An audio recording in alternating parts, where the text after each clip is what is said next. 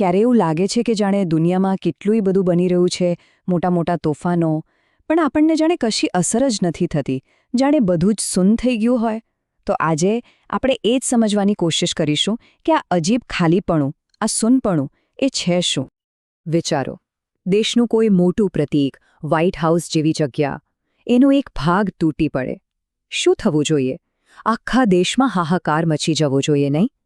પણ ખબર છે, એવું કશું જ ન થયું.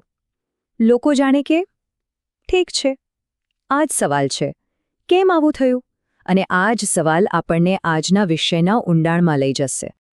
આપણે બધા જ આ કરીએ છીએ. ફોન હાથમાં લઈએ, સ્ક્રોલ કરવાનું શરૂ કરીએ.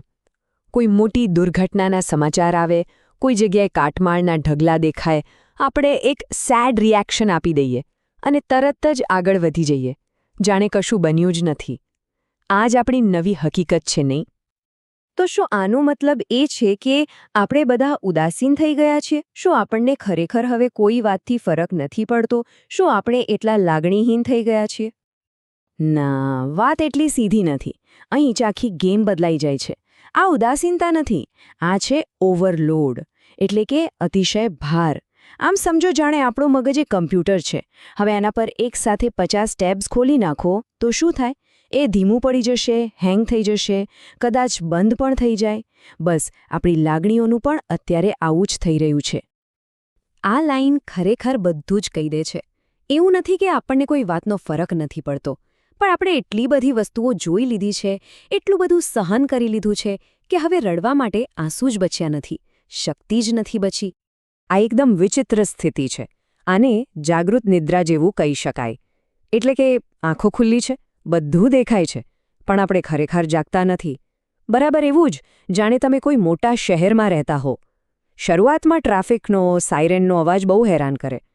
પણ પછી એની આદત પડી જાય છે. એ અવાજ તો હોય જ છે, પણ આપણો મગજ એને સાંભળવાનું બંધ કરી દે છે. આ બધી ભયાનક ઘટનાઓ આપણા માટે બસ એવું જ એક બેકગ્રાઉન્ડ નોઇઝ બની ગઈ છે. 6 કલાક, ફક્ત 6 કલાક. આ આંકડો બતાવે છે કે કોઈ પણ મોટી ઘટના પર આપણો ગુસ્સો કે દુઃખ કેટલો સમય ટકે છે. સરેરાશ ફક્ત 6 કલાક. જરા યાદ કરો, ગયા અઠવાડિયે કઈ વાત પર બહુ હોબાળો મચ્યો હતો? આજે કોઈને યાદ પણ છે? કદાચ નહીં. તો ચાલો આ આખું ચક્કર કેવી રીતે ચાલે છે એ જોઈએ. આપણે ફોન પર સ્ક્રોલ કરી રહ્યા છીએ અને અચાનક એકદમ ભયાનક તસવીર આવે છે, કોઈ દુર્ઘટનાની. આપણને એક ક્ષણ માટે ખરાબ લાગે છે. આપણે તરત જ લાઇક કે સેડ રિએક્શન પર ક્લિક કરી દઈએ છીએ. અને પછી એની બરાબર નીચે શું હોય છે? કોઈક નવા શૂઝની જાહેરાત. કેટલું અજીબ છે ને! એક સેકન્ડ પહેલાં આપણે દુનિયાની કોઈ મોટી તબાહી જોઈ રહ્યા હતા અને બીજી જ સેકન્ડે આપણું ધ્યાન કોઈ પ્રોડક્ટ પર જતું રહે છે. અને પછી આપણે આગળ સ્ક્રોલ કરીએ છીએ, આગલી કોઈ નાની મોટી આપત્તિની શોધમાં. અને ચાલો સાચું કહીએ તો આ આપણી રોજની આદત બની ગઈ છે. આ એક એવું ચક્ર છે જેમાં આપણે બધા જ ફસાયેલા છીએ. આપણી નર્વસ સિસ્ટમ, આપણું મગજ હવે એકદમ ટ્રેન થઈ ગયું છે. એને ખબર છે કે શું કરવાનું. આને ઇમોશનલ ટ્રિયાજ કહી શકાય, એટલે કે ભાવનાત્મક પ્રાથમિકતા. એનું કામ શું છે? બસ એ સુનિશ્ચિત કરવાનું કે કોઈ પણ ખરાબ વસ્તુને બહુ લાંબો સમય જોવી નહીં, એને બહુ ઊંડાણથી અનુભવવી નહીં, અને એ તમને અંદરથી બાળી નાખે પહેલાં જ ત્યાંથી આગળ વધી જવાનું. આ એક જાતનો ઇમોશનલ ફર્સ્ટ એડ બોક્સ છે, જે ઘા રૂઝાવતું નથી, બસ લોહી વહેતું અટકાવે છે. તો આખી વાતનો સાર એ છે કે આપણે ઉદાસીન નથી. ના, આપણી અંદરનું વોલ્ટેજ જ ખતમ થઈ ગયું છે. આપણી ઇમોશનલ બેટરી એ સાવ ડાઉન થઈ ગઈ છે. આપણે થાકી ગયા છીએ. તો પછી સવાલ એ થાય કે આ ધુમ્મસમાંથી બહાર કેવી રીતે નીકળવું? જો આપણે બધા જ આ સૂનપણામાં ખોવાયેલા છીએ તો રસ્તો શું છે? શું કોઈ રસ્તો છે પણ ખરો? હા, એક આશાનું કિરણ છે. બદલાવની શરૂઆત હંમેશા નાના સ્તરેથી થાય છે. સૌથી પહેલાં શું થાય? કોઈ એવી ઘટના બને જે આપણને અંગત રીતે સ્પર્શી જાય અને એ ઘોંઘાટને ચીરીને બહાર આવે. પછી કોઈ એક વ્યક્તિ, ફક્ત એક વ્યક્તિ સ્ક્રોલ કરવાનું બંધ કરીને ખરેખર જોવાનું શરૂ કરે છે. પછી ધીમે ધીમે આવી જાગૃતિની નાની નાની ક્ષણો ભેગી થતી જાય છે.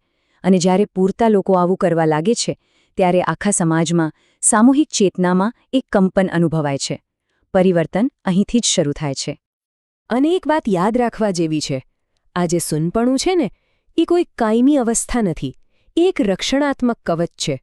આપણું મગજ આપણી જાતને બચાવવા માટે આ ઢાલનો ઉપયોગ કરી રહ્યું છે, જેથી આપણે તૂટી ન જઈએ. આ એક પ્રોટેક્શન છે. પણ આ રક્ષણની એક કિંમત પણ છે. જ્યારે આપણે દુઃખ અનુભવવાનું બંધ કરી દઈએ છીએ ત્યારે કદાચ આપણે ખુશી અને બીજી બધી સારી લાગણીઓ અનુભવવાનું પણ બંધ કરી દઈએ છીએ. અને એનાથી શું થાય છે? આપણા સમૂહના, આપણા સમાજના હૃદયમાં એક ખાલી જગ્યા, એક છિદ્ર બની જાય છે.